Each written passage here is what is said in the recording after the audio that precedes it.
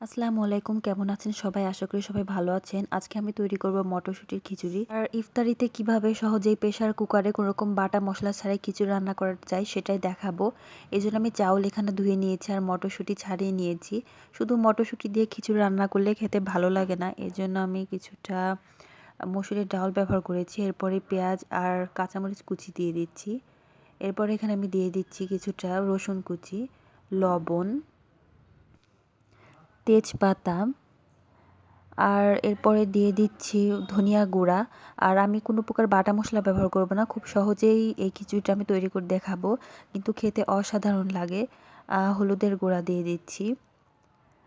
আর দিয়ে দিচ্ছি পরিমাণ মতো তেল। আর এই খিচুড়িটা আমি প্রেসার কুকারের মধ্যে হাতেই মাখিয়ে রান্না করব। এজন্য খিচুড়িটা খুব ভালো করে হাত দিয়ে মাখিয়ে নেব।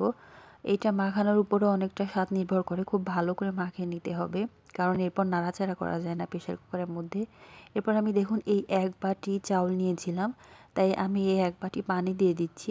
আপনারা ডাউলের মাপ করবেন না, শুধু চাউলের মাপটা করলেই হবে। এখন আমি প্রেসার কুকারটা ঢাকনা দিয়ে লাগিয়ে ২টা সিটি উঠিয়ে নেব। এতে খিচুড়িটা অনেক ঝরঝরে হবে। আর অন্য পাশে আমি বেগুনের চপ ভেজে নিচ্ছি। দেখুন আমার চ্যানেলে পাঙাশ মাছের চপ আর পেঁয়াজু দেয়া আছে। বেগুনি ভাজার ভিডিও এখন আমি দেইনি। আপনারা যদি চান তাহলে অবশ্যই দিব। আর এই দেখুন এর মধ্যেই হয়ে গেছে আমার ঝুরঝুরে খিচুড়ি। দেখুন কত সুন্দর ঝুরঝুরে হয়েছে। আর খেতে অনেক বেশি মজার হয়েছিল।